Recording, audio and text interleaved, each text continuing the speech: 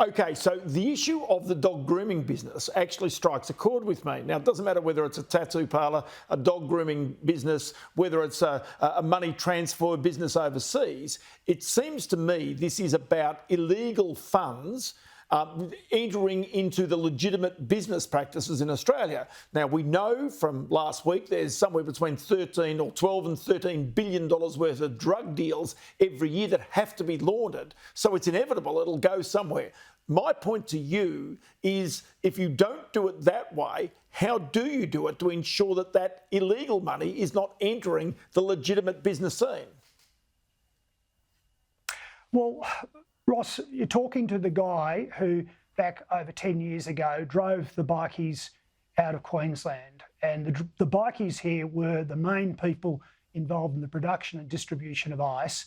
And when we did that, the crime stats showed very significant reductions in assaults and burglaries, etc., armed hold-ups. And my point is we were able to drive them out of the state. Now, at the time, we put in place some very tough laws that were criticised, but frankly, those laws weren't required.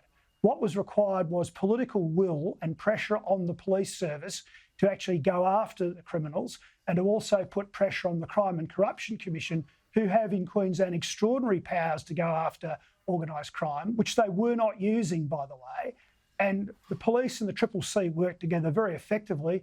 And for a period of time, the bikies were driven out of business in this state.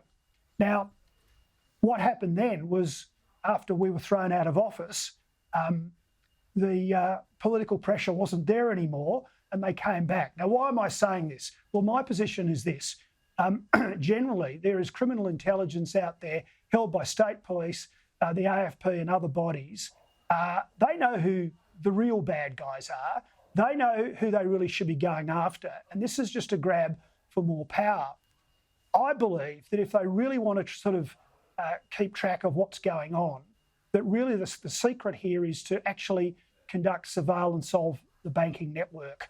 In this day and age, if AUSTRAC had not just this $10,000 sort of limit that's currently there, if they actually had access to all transactions and then used serious computing power and AI, they very quickly, cross-checking with people they know are involved in criminal networks, build up a picture of what's going on, and they would build up the intelligence they need. The problem here, Ross, is they're making everybody involved in legitimate business, they're making them comply with bureaucratic procedures. They're also making lawyers and accountants and real estate agents end up as people who are having to inform, essentially become dobbers. I mean, this sort of stuff would never have got up 40 or 50 years ago in Australia.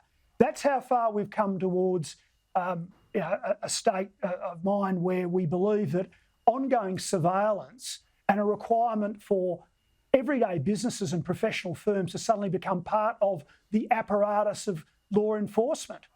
I mean, it's pretty stark, actually.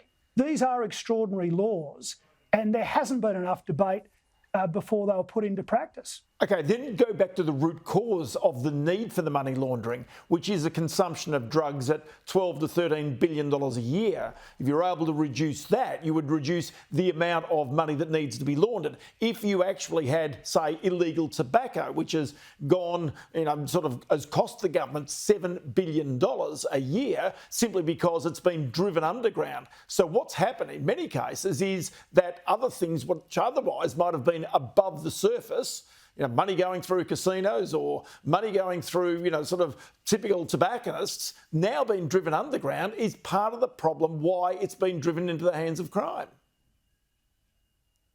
Well, look, I think you've got some really good points there, and let's just pick some of those apart. Firstly, this whole thing about illegal tobacco.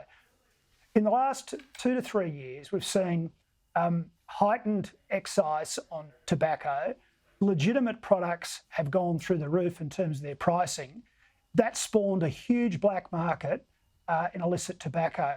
We're then seeing a massive turf war, particularly in Victoria, with the torching of tobacconists. We then hear, police ministers and premiers and, senior officials thundering darkly about the tough new laws and we're arresting people and all this stuff. But they actually created the problem because they've put the price of legitimate products up too high and they've created this huge black market.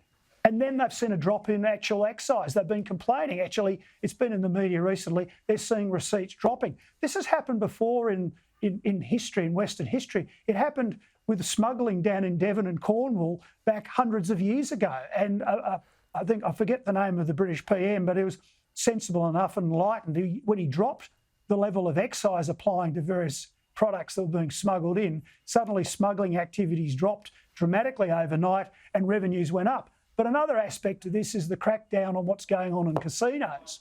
And we're seeing from reports, say, in the Daily Telegraph, that there are suggestions there's quite a significant increase in illegal casinos operating in Sydney because of the surveillance and the crackdown on the legitimate outlets.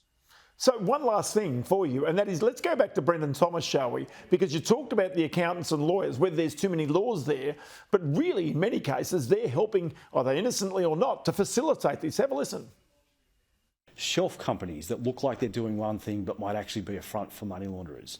Organised criminals need professional enablers to help them do that. They need lawyers, they need accountants, they need trust and company service providers to give them the advice to be able to do those things. Sometimes we see those professionals acting in conjunction with organised crime. Sometimes we see them just naive as to what's happening and not really asking the right questions. Surely, Campbell Newman, it's not too much to ask an accountant, a lawyer or a real estate agent to say, well, hey, do you know who your client actually is and where they got their money from? Well, I'll put it like this, Ross. The good guys and gals, the law-abiding citizens, they will dutifully follow these new crazy over-the-top laws.